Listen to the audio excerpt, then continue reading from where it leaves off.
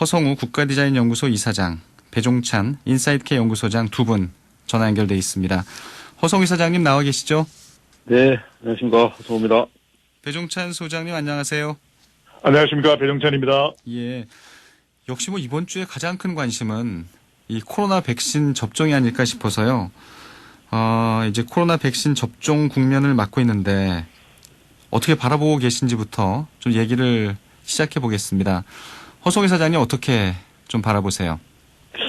백신이 이제 아스트라제네카부터 해서 26일 날 이제 접종 예정이지 않습니까? 예. 다만 이제 안전성 문제 때문에 상당히 이제 걱정들 하지만 그래도 의료협회나 정부에서 일단 결정을 내렸으면 거기에 따르기보다는 좀 신뢰를 하면서 예. 의료 이제 백신 접종에 차질이 없도록 이렇게 국민들이 협조해주는 모습도 필요하지 않겠나. 거기에 따라서 우리 정치권이나 또 우리 사회의 지도자급들이 그 조건에 맞으면은 우선적으로 좀 맞는 모습 또 백신에 대한 신뢰를 위해서 맞는 모습도 필요하지 않겠나. 예. 그래서 이 백신을 두려워하거나 또 백신에 대한 불신 이런 것들을 좀 해소해야만이 또 2차, 3차에 쭉 해서 어쨌든 그 정부에서 지금 일정대로 차질이 없도록 그 백신 접종과 관련해서 해서 하면은 좋지 않겠나 하는 게 제 의견입니다. 네. 이 백신의 안전성을 더 좀 높여나가기 위해서는 신뢰를 줄 수 있는 정치인들이 먼저 좀 백신을 맞는 것도 바람직해 보인다 이런 얘기고요. 배종찬 소장께서는 어떻게 보세요? 네, 신뢰와 협력이 가장 중요합니다. 26일부터 이제 백신 접종이 시작되고 27일에는 화이자 백신이 접종이 또 시작됩니다. 각각 대상자가 다르죠. 아스트라제네카는 우선 접종 대상자고 그리고 화이자 백신의 경우에는 코로나19 치료진 한 약 5만 5천여 명의 백신이 접종이 되는데 우선적으로 저는 이것을 정쟁화해서는 안 된다고 봐요. 왜냐하면 지금 아스트라제네카 이미 접종을 한 국가에서도 임상 결과가 나오는 것을 보면은 대체적으로 신뢰를 가질 만할 정도의 효과를 발휘하고 있거든요. 그런 만큼 설왕설래를 할 것이 아니라 아스트라제네카가 가지고 있는 예방 효과를 신뢰하고 또 국내에서 생산이 됩니다. 경북 안동의 SK 바이오사이언스에서 위탁 생산이 되죠. 그래서 오늘과 내일 이제 공급 각 장소로 이동이 되고 26일부터 접종이 되는데 화이자가 더 좋은 거 아니냐 이렇게 이야기를 하는데 모든 사람들이 취사 선택할 수 있는 상황이 아닙니다. 그런 만큼 아스트라제네카의 효과도 있고 화이자 백신의 효과도 있기 때문에 그것을 믿는 것이 중요하고 두 번째는 누가 먼저 맞아야 되느냐. 문재인 대통령이 왜 안 맞느냐 처음에. 이런 저는 논란은 안 했으면 좋겠어요. 왜냐하면 극도로 백신에 대한 신뢰가 없는 국가들에서는 그런 불안감이 있을 수 있습니다. 하지만 우리의 경우에는 K방역에 대한 세계 국가들로부터의 인정도 받았던 대한민국 아니겠습니까? 그런 만큼 국민들도 지금 조사상으로는 적극적으로 참여하겠다라고 하는 만큼 불안감을 조장할 것이 아니라 정치권에서는 여야를 초월해서 적극적인 협력을 통해서 백신 접종이 순조롭게 이루어지면 좋겠습니다. 네. 요즘 많은 분들이 사실 인터넷에서 이 코로나 백신을 많이 친다고 하는데요. 그러니까 정치인들 입장에서는 약간 또 주목받을 수 있는 기회이기 때문에 이 코로나 백신과 관련된 글들을 좀 많이 올리는 게 아닌가 싶은데 지금은 좀 자제하고 국민들이 편하게 이 백신을 순차적으로 맞아갈 수 있도록 분위기를 잘 만드는 게 정치권의 필요한 모습이 아닌가 하는 생각이 들고 이런 과정에서 좀 이 걱정을 키우는 게 이제 의사협회의 최근 모습인데, 네 최대집 의협회장 참 좀 걱정스럽기도 하고요. 왜 그런지 좀 이해 못하는 부분도 있긴 한데 허성우 이사장께서는 어떻게 보세요? 의료협회 입장도 저는 좀 일정 부분 일리가 있다고 생각합니다. 이게 이제 보건복지위에서 이제 의료법 개정을 했지 않습니까? 네. 현행 그 의료법은 이제 허위 진단서 작성이라든가 허위 진료비 청구했다든가 또 보건범죄 단속 특별법에 위반했다든가 이런 부분에 대해서는 그 의료인이 될 수 없도록 되어 있는데 이 개정안은 모든 범죄 행위에 대해서 전부 다 확대를 해버렸어요. 이러다 보니까 이제 그 의료협회에서 이제 반발했는데 저는 이제 이 개정안이라는 것은 의료의 안전성 확보 문제에서 뭐 개정이 필요하면 또 뭐 의회에서도 할 수 있다고 저는 봅니다. 예. 다만 제가 지적하고 싶은 것이 지금 이제 백신 접종과 또 예방 최전선에는 사실은 의료 종사자들이 지금 나가 있지 않습니까? 그렇죠. 특히 이제 의사들이 중심돼서 뭐 쭉 이렇게 지금 예방도 하고 있는데 이런 지금 상황에서 이런 그 보건복지의 의료법 개정안이 과연 이 시기적으로 이게 꼭 이럴 때 해야 되느냐. 왜 이렇게 해서 서로 의협과 또 이 의회가 갈등을 불러일으켜서 또 의협 쪽에서는 이게 또 국민을 볼모로 삼아서 뭐 총파업을 한다든가 이렇게 하면은 도대체 이 백신 접종 일정이 과연 제대로 되겠냐 하는 그런 또 있기 때문에 걱정 있죠. 걱정이 되죠. 그래서 당위성이라든가 이 의료법 개정안의 당위성이라든가 또 국민 공감대라든가 이런 것들을 좀 또 시기성이라든가 이런 것들을 고민해서 어느 정도 좀 이게 지금 우리 백신 접종이라든가 또 방역이라든가 이런 것들이 어느 정도 안정 찾을 때 이런 법 개정을 해도 늦지 않은데 이것이 과연 시적절한가 하는 부분은 저는 전혀 아니다라고 보기 때문에 네. 뭔가 좀 정부나 이 지금 민주당에서 좀 쫓기는 입장이 아니냐. 이럴 때 적당히 이런 상황에서 적당히 이렇게 해서 넘어가려고 하고 이래서는 안 된다. 그 의료법 개정안의 어떤 그 내용이라든가 이런 부분에서는 이의가 없지만 꼭 지금 이 시기에 이거를 법안을 처리했어야 하느냐 이 얘기죠. 그렇죠. 네. 예. 배종찬 소장께서는 어떻게 보세요? 저는 지난번에 이 정부의 의료 정책과 관련해서도 반발하면서 충돌하지 않았습니까? 가장 큰 희생자는 국민입니다. 결과적으로 이렇게 되면은 이해 충돌하는 것이거든요. 근데 첫 번째로 한번 보겠습니다. 환자가 없는 의사 선생님 생각할 수 있습니까? 의사가 없는 환자도 생각할 수 없습니다. 예. 그렇다면 다 고려해야 되는데 과연 지금 상황에서 이 의사협회의 대응이 모든 의사들의 의견들을 수렴한 주장인가? 저는 이게 국민들의 공감을 얻을 수 있을지가 의문입니다. 첫 번째로는. 두 번째로는요. 선후가 있는 겁니다. 지난번에 정부의 의료정책, 의사 수를 늘리겠다. 그런 부분에 물론 이의를 제기할 수 있죠. 하지만 중요한 것은 비상국면입니다. 코로나 국면이라면 이 백신 접종을 하나의 또 흔들기를 할 것이 아닌 것이죠. 우선적으로 백신 접종을 잘해 나갑시다. 우리 전폭적으로 협력합니다. 그건 당연한 일이지요. 하지만 이 의료법 개정안에 대해서는 사후적으로 좀 논의를 합시다. 이렇게 이야기를 해야 되는 것이 맞는 것 아닌가, 선호 문제에서. 세 번째는 눈치입니다. 이게 정치권이나 국민들이 의사협회의 눈치를 봐야 되나요? 그리고 또 하나 여기서 이제 중요한 것은 다른 직업군과의 비교입니다. 그러면 변호사들의 경우에는 중범죄를 저지르면은 이 변호사 면허증이 안전한가요? 그렇지 않습니다. 특수 직종의 자격증을 가지고 있는 경우에도 중대범죄를 저지르는 경우 이 범죄는요. 의료 행위를 하다가 저지른 범죄가 아니에요. 그거는 배제가 돼 있죠. 의료 행위에서 발생하는 거는 예. 살인이나 성폭행, 강간 이런 범죄를 하고서도 의사이기 때문에 괜찮다. 그게 말이 될까요? 그건 아닌 것이죠. 다른 직종과 비교했을 때도 그러니까 다른 직종보다 더 과하게 적용이 된다. 그건 문제 삼을 수 있습니다.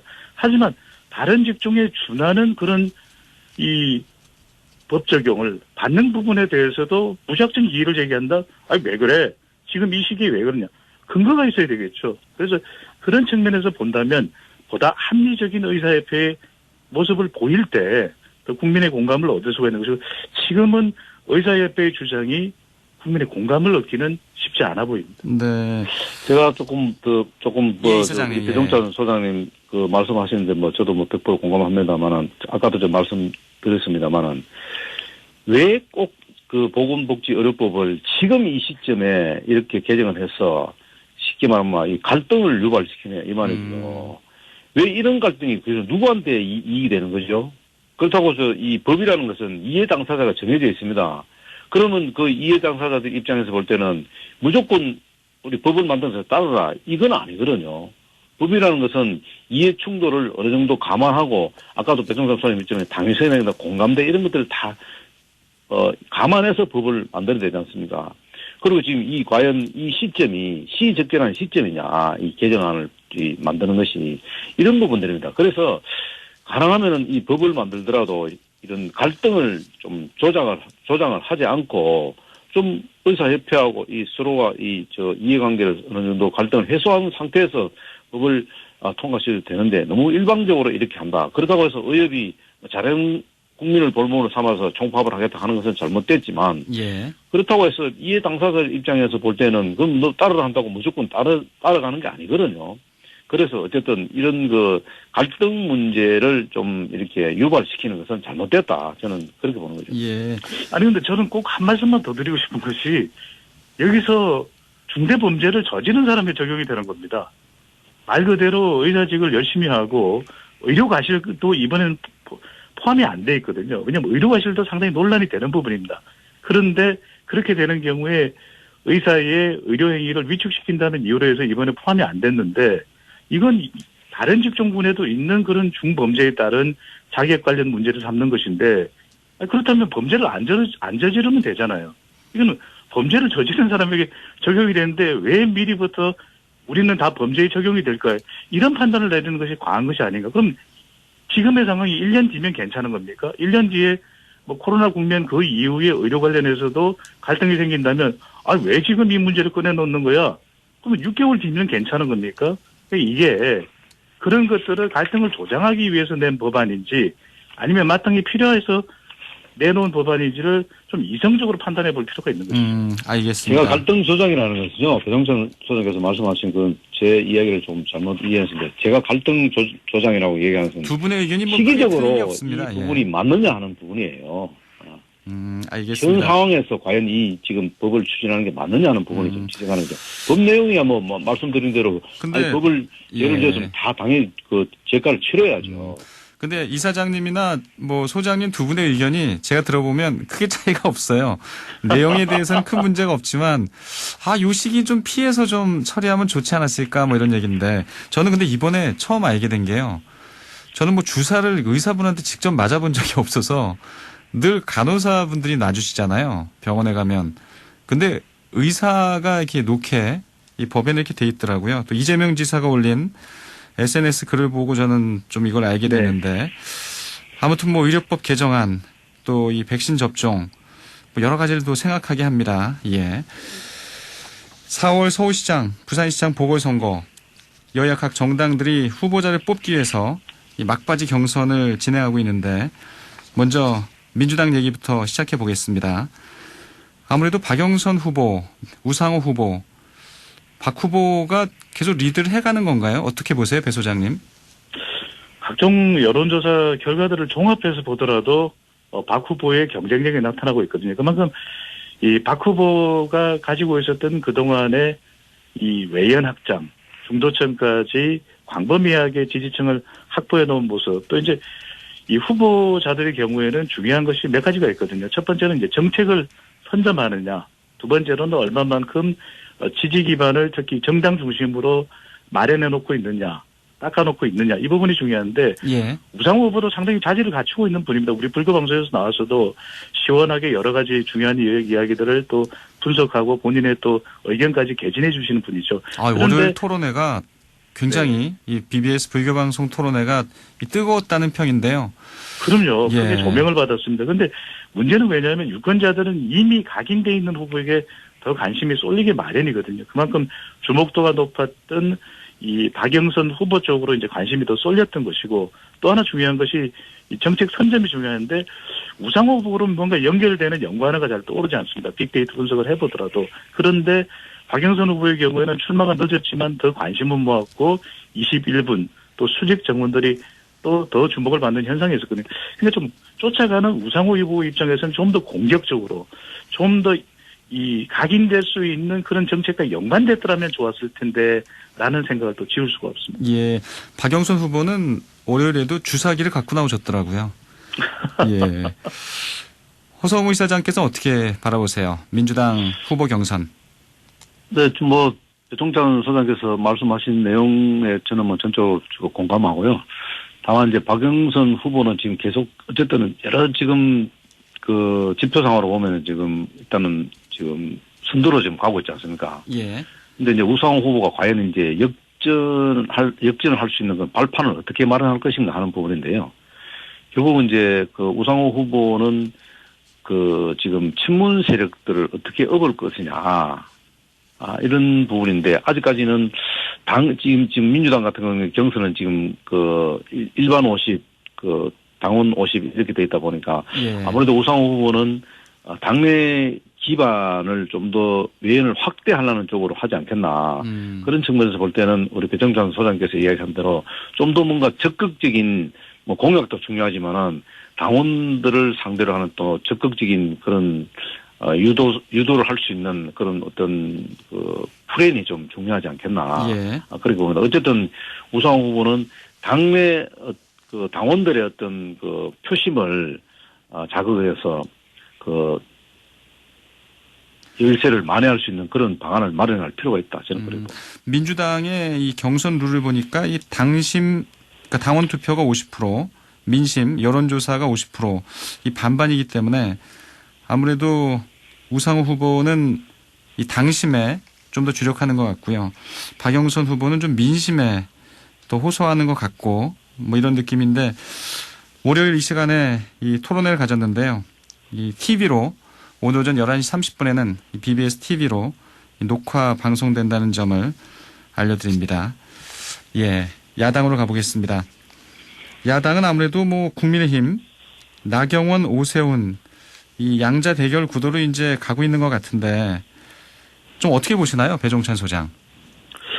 선나후오로 봐야 되겠죠. 그런 이유는 이제 우리가 앞서가는 나경원, 바짝 쫓아가는 오세훈 팽팽하다고 봐도 과언이 아니고 물론 지금 4명의 본경선 후보가 있기 때문에 누굽니다라고 이렇게 단정 짓기는 어렵습니다.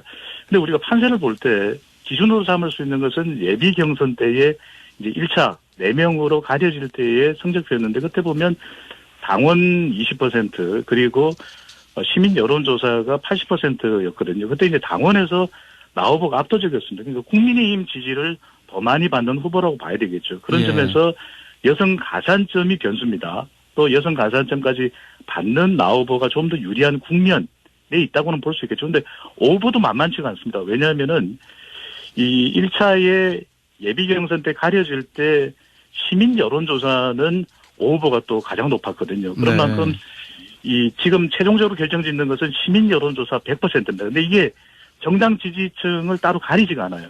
그러니까 더불어민주당의 시민 여론조사는 지지층만을 대상으로 합니다. 근데 이 시민 여론조사가 되기 때문에 중도까지 또 더불어민주당 지지층까지 포함하고 있기 때문에 오세훈 후보가 역선택에 의해서 더 많은 또 반사이익을 가져갈 가능성도 다분히 있습니다. 그런 만큼 지금 일각에서 이야기되고 있는 오 후보 중심으로 해서 오신환 또 조은희가 뭉칠 것이다. 그 가능성은 높지 않다고 봐요. 왜냐하면 다들 정치적인 이 향후에 이 자신들의 자산이 있기 때문에 그 자산을 포기하고 누구 쪽으로 수렴되는 것은 쉽지 않다. 그렇다면 앞서가고 있는 나후보의 경우에는 여성 가산점 바짝 뒤쫓아가고 거의 팽팽합니다. 오 후보의 경우에는 이 시민 여론조사의 역선택 부분이 얼마만큼 또 중도층이 작동될지가 중요해 보입니다. 예, 오세훈 후보가 내일 이 시간에 출연해서 자신의 출마의 변과 또 공약들을 밝힐 예정이라는 걸 좀 또 알려드리고요. 애청자분들께. 예, 허성희 사장께서는 지금 국민의힘 경선 나경원, 오세훈 양자 대결 구도 좀 어떻게 보세요? 일단 저는 기본적으로 지금 서울 보궐선 같은 경우는 국민의힘에서는 2강 2중 상황이에요. 네. 이게 이제 2강 2중 상황이 이제 1차 마수 토론까지는 유지되다가 이제 3차로 오면서 사실은 이제 나경원 후보가 지금 오세훈 후보를 완전히 지금 앞서가는 그런 지금 형국이고요. 그다음에 이제 부산 같은 경우는 부산도 마찬가지입니다. 1강 3중 상황인데 부산은 이제 기본적으로 이런 후보 단일화, 이현주, 박민식 또 박성훈 이 후보 단일화를 해서 박영준 후보를 역전할 것이냐 하는 부분이 굉장히 이제 부산 얘기는 잠시 뒤에 하려고 했는데 또 같이 해주시네요. 예. 네네네. 그런데 이제 그러면 이제 여기까지 하겠습니다. 아무래도 그래서 어제 이제 3차 마수 토론이 사실 결정적이지 않겠나 싶었는데 역시 이제 3차 마수 토론에서는 나경원 의원이 오세훈 후보의 아픈 점 이 소신의 정치를 왜 하지 못하느냐. 예. 그게 이제 세종시 이전 문제도 투표를 붙이겠다. 무상급식도 투표 붙이겠다. 그 다음에 기호 축제도 강화문 위원회에서 결정하겠다. 뭐 이렇게 그 왜 자꾸 그 본인의 입장은 얘기하지 않고 소신은 얘기하지 않고 그 투표를 붙이고 제3자에게 맡기느냐. 뭐 이런 이제 그 아픈 부분을 좀 건드렸죠. 그러니까 이제 뭐 오세훈 후보 같은 경우는 당신이 원내 대표할 적에 한 게 뭐가 있냐. 아무것도 하지 않았냐. 뭐 이런 식으로 해서 했는데 결국은 어제 이제 3차 마수 토론도 역시 그 시민평가단에서 나경원 의원을 손을 들어주죠. 그래서 나경원 의원은 결국 이제 그 마수 토론에서는 삼성 정성을 했죠. 그래서 일단 그 상당히 나경원 의원이 일단은 우위를 점하면서 이것을 이제 남은 기간 동안 계속 끌고 갈 것인지 아니면 또 오세훈 후보가 또 역전할 것인지 이것이 또 관전의 포인트입니다. 예. 요즘 안철수 국민의당 대표는 지금 금태섭 전 의원과 어디 토론회는 이어가고 있는 건가요? 기본적으로 공식 토론은 일단 끝난 걸로 저는 알고 있습니다. 예. 그 남은 이제 기간 동안에 여론전을 펼쳐서 마지막 이제 국민 경선을 통해서 후보가 정해지겠죠. 그래서 이제 세부적인 것도 이제 구체적으로 지금 뭐 협의가 되는 걸로 알고 있습니다. 지금 네. 양측에서. 예. 부산으로 가보겠습니다. 이 부산은 지금 말씀을 좀 하셨기 때문에 박형준 후보가 국민의힘의 경우에 박형준 후보가 좀 독주하는 양상인데 박민식, 이현주 두 후보가 이제 단일화 하겠다는 건데 이게 어떻게 좀 변수가 될 걸로 보시나요? 배종찬 소장님? 효과는 있을 건데 대세를 바꾸기는 쉽지 않아 보입니다. 왜냐하면 우리가 양자 대결을 할 때 가령 박형준, 김영춘 또 이현주, 김영춘이 비슷하다면 이 단일화 효과는 있습니다. 그러니까 박민식, 이현주 두 후보가 단일화할 경우에 그만큼 시너지 효과, 그러니까 1+1이 2가 될 수 있는데 지금의 이제 부산 판세 또 최근에 이제 거의 막바지에 접어든 토론의 판세를 보면은 다른 후보와 합했다고 해서 그 합한 것만큼의 이 지지율, 경쟁력이 나오는 것이 아니거든요. 예. 그런 만큼 이게 상당히 이제는 조금 마무리화되어 가고 있다. 그런 만큼 판세의 대세는 아닐 걸로 보입니다. 네. 민주당 김영춘 후보에 대한 얘기 좀 해주세요. 허 이사장님. 지금 뭐 김영춘 민주당의 이제 김영춘 후보가 지금 그 아무래도 이제 뭐 단독 후보가 될 가능성이 매우 높기 때문에 네. 지금 어쨌든 박영준 결국은 이제 그 지금 좀 전에 이제 배종찬 그 소장께서 말씀하신 대로 이게 이제 단일화 이현주 박민식 이제 두 사람은 단일화에 하겠다고 지금 선을 했는데 박성훈 지금 후보가 합류할 것이냐 말 것이냐 하는 부분인데 배종찬 소장께서 말씀하신 대로 이 세 사람이 어느 한 사람이 좀 박영준 후보하고 비슷한 상황이 오면은 네. 시너지 효과가 일어나는데 이 세 분 다 거의 비슷비슷하기 때문에 어쨌든 박영준 후보와 차이가 많이 나기 때문에 그런데 이제 뭐 이 부분과 관련해서는 조금 우리가 좀 지켜봐야 될 것 같습니다. 그러나 이걸 이제 뒤집기는 좀 쉽지 않을 것이다 그래 봅니다. 예. 김영춘 후보에 대한 얘기를 좀 들으려고 그랬는데요. 네네네. 시간상 이사장님이 국민의힘만 또 얘기해 주셔서 알겠습니다. 예, 오늘 얘기는 여기까지 듣겠습니다. 두 분 말씀 고맙습니다. 네, 감사합니다. 감사합니다. 배종찬 인사이트K 연구소장, 허성우 국가디자인연구소 이사장이었습니다.